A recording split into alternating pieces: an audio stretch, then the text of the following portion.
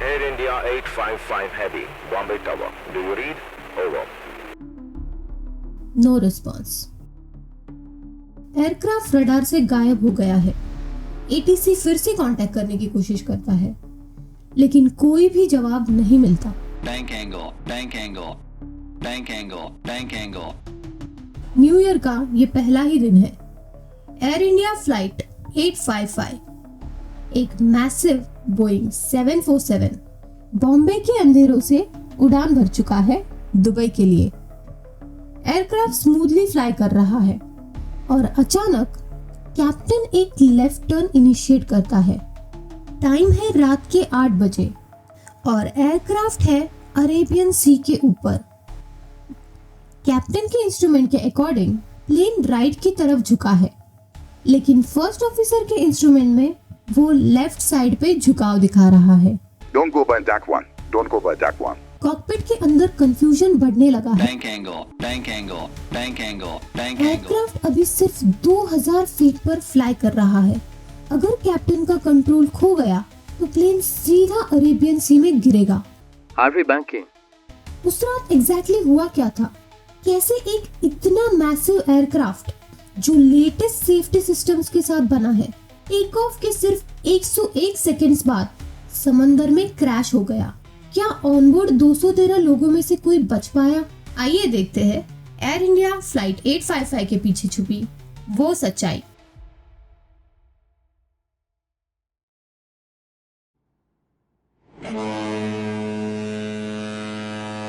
बॉम्बे, जिसे आज हम मुंबई के नाम से जानते हैं, सपनों की नगरी, इंडिया की फिल्म कैपिटल, बिजनेस कैपिटल और वो शहर जो कभी सोता नहीं। 31 दिसंबर 1977 न्यू ईयर सेलिब्रेशन ने पूरी सिटी को रोशन कर दिया था। 70 के दशक में भी बॉम्बे की नाइट लाइफ बहुत ही रंगीन थी। इस शहर में एक अलग ही मैजिक है। लोग यहाँ आते हैं और फिर यहाँ से जाना नहीं चाहते। लेकिन इस रंगीन शहर के लोगों की नजर सिर्फ यही तक नहीं थी। दुबई।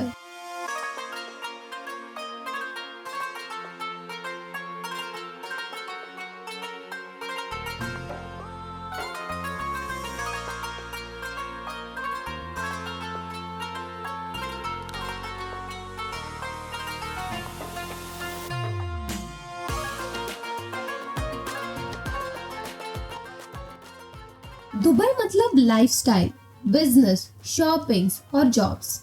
कोई दुबई जा रहा था जॉब की तलाश में, कोई जा रहा था बिजनेस के लिए और कुछ लोग सिर्फ अपना न्यू ईयर सेलिब्रेट करने। सबके मन में सिर्फ एक ही चीज, new year new life.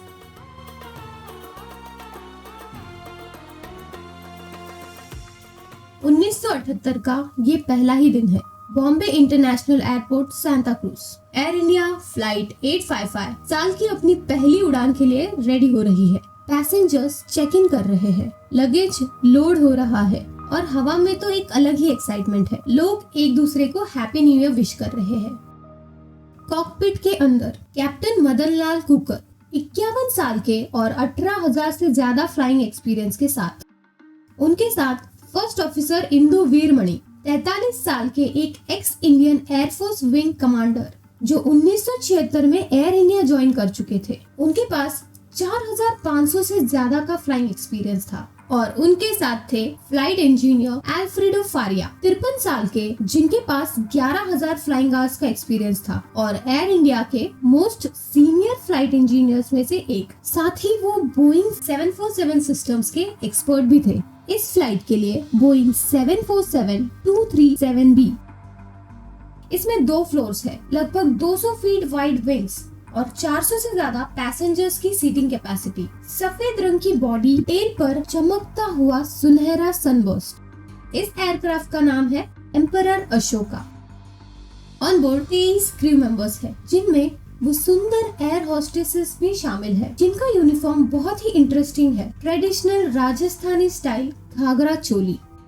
Flight 855 runway 27 पर टेक ऑफ के लिए रेडी है। आज का प्लान सिंपल है। 8:12 पर बॉम्बे से टेक ऑफ और 11:45 पर दुबई में लैंडिंग। इस रूट का प्लान काफी सीधा है। एयरक्राफ्ट पहले अरेबियन सी के ऊपर फ्लाई करेगा, थोड़ा सा राइट टर्न लेगा और सीधा दुबई की तरफ बढ़ता चला जाएगा। नमस्ते। Welcome aboard Air India. Kindly pay attention as we take you through the safety instructions. Note that the location of the safety equipment on this aircraft may vary from other aircraft.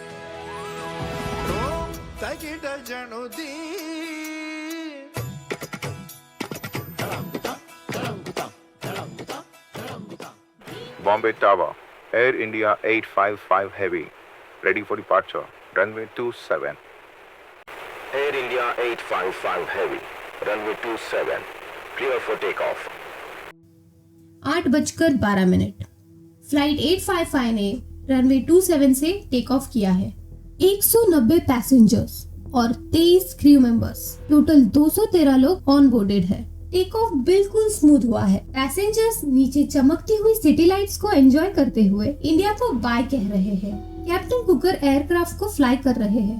First officer Indu Veeramani instruments को monitor कर रहे हैं और flight engineer alfredo Faria सभी systems पर नजर रखे हुए हैं। टेक ऑफ के तुरंत बाद कैप्टन को ATC से कॉल आया। Air India 855 Heavy, climb to 8,000 feet, report leaving 2,400 feet. Climbing to 8,000 feet, report leaving 2,400 feet. Air India 855 Heavy. Happy New Year to you, sir. उन्हें 8,000 फीट तक क्लाइंब करने की क्लियरेंस मिल गई। एयरक्राफ्ट इस वक्त लगभग 2,000 फीट पर है।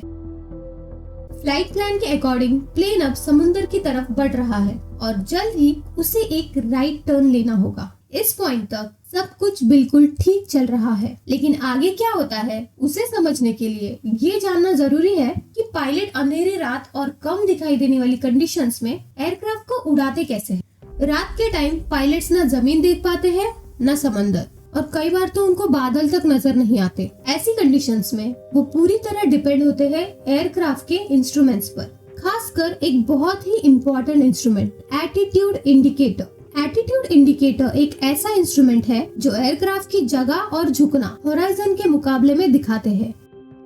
कॉकपिट में नॉर्मली 3 एटीट्यूड इंडिकेटर्स होते हैं, एक कैप्टन के सामने, एक फर्स्ट ऑफिसर के सामने और एक बीच में, जिसे कहते हैं स्टैंड बाय एटीट्यूड इंडिकेटर। इस इंस्ट्रूमेंट का सबसे इम्पोर्टेंट काम ये बताना है कि आसमान और जमीन कहाँ है। ब्लू कलर यानी आसमान और ब्राउन कलर यानी जमीन, और जहाँ आसमान और जमीन मिलते हैं उस लाइन को कहते हैं होराइजन। बीच में एक छोटा सा स्क्वायर बॉक्स होता है, ये एयरक्राफ्ट का करंट लेवल दिखाता है। अगर बॉक्स सेंटर में है तो एयरक्राफ्ट बिल्कुल सीधा है। अगर बॉक्स होराइजन से ऊपर है तो एयरक्राफ्ट का नोज ऊपर की तरफ है। अगर बॉक्स नीचे है तो एयरक्राफ्ट का नोज नीचे की तरफ है। अगर होराइजन लाइन राइट की तरफ झुकी हो तो एयरक्राफ्ट लेफ्ट की तरफ झुक रहा होता है, और अगर होराइजन की लाइन लेफ्ट की तरफ झुकी हो तो एयरक्राफ्ट राइट की तरफ झुक रहा होता है। जब नोज ऊपर या नीचे मूव करता है उसे कहते हैं पिच, और जब एयरक्राफ्ट लेफ्ट या राइट झुकता है उसे कहते हैं बैंक, और इस तरह झुकने की मूवमेंट को कहते हैं रोल। प्लान के अकॉर्डिंग कैप्टन अब एक राइट टर्न लेता है। राइट टर्न कंप्लीट होने के बाद एयरक्राफ्ट फिर से लेवल हो जाता है, लेकिन कैप्टन के एटीट्यूड इंडिकेटर पर अभी भी ये दिख रहा है कि एयरक्राफ्ट राइट की तरफ झुका है, जबकि असल में वो बिल्कुल सीधा है। अपने इंस्ट्रूमेंट पर भरोसा करते हुए कैप्टन एयरक्राफ्ट को लेफ्ट की तरफ घुमाता है। इसका नतीजा ये हुआ कि प्लेन जो पहले लेवल पे था अब लेफ्ट की तरफ झुक गया, लेकिन कैप्टन के इंडिकेटर पर अभी भी राइट बैंक ही दिख रहा है। तब कैप्टन बोलता है, What's happened to your instrument? First officer ने जवाब दिया, Mine has also toppled.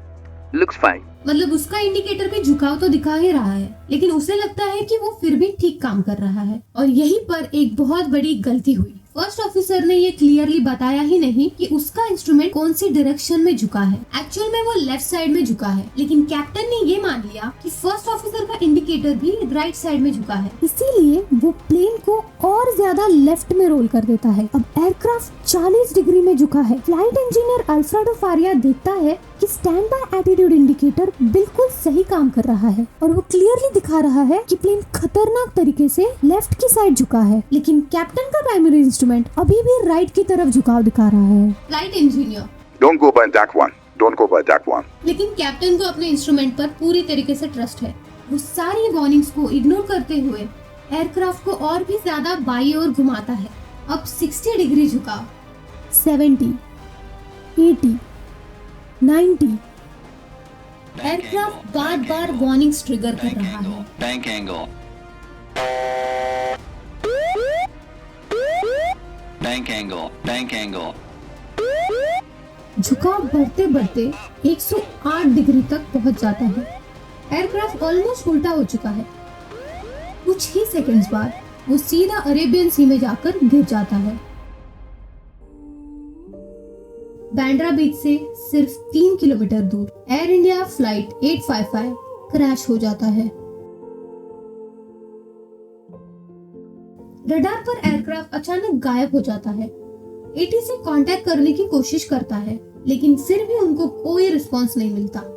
23 crew members, 190 passengers, इस भयानक एक्सीडेंट में कोई भी जिंदा नहीं बचा। कुछ ही मिनट्स के अंदर बॉम्बे की कोस्ट गार्ड के शिप्स, नेवी की बोट्स और हेलीकॉप्टर्स क्रैश साइट पे पहुंच जाते हैं। उनकी पहली उम्मीद होती है कि शायद कोई सर्वाइवर मिल जाए, लेकिन एक भी सर्वाइवर नहीं मिलता। प्लेन पानी से 35 डिग्री नोज डाउन के एंगल पर टकराया था और टुकड़ों में टूट गया। बोइंग 747 की सीट्स, बैग्स और प्लेन के हिस्से समुंदर पर तैर रहे थे। इन्वेस्टिगेशन के लिए डाइवर्स समुद्र के नीचे से ब्लैक बॉक्स को रिकवर करते हैं, क्योंकि बोइंग 747 दुनिया का सबसे बड़ा और सबसे सेफ पैसेंजर प्लेन्स में से एक था। इसीलिए इस इन्वेस्टिगेशन को बहुत ही सीरियसली लिया गया। जब कॉकपिट वॉइस रिकॉर्डर चेक किया तो फ्लाइट के लास्ट मोमेंट सुनाई दिए।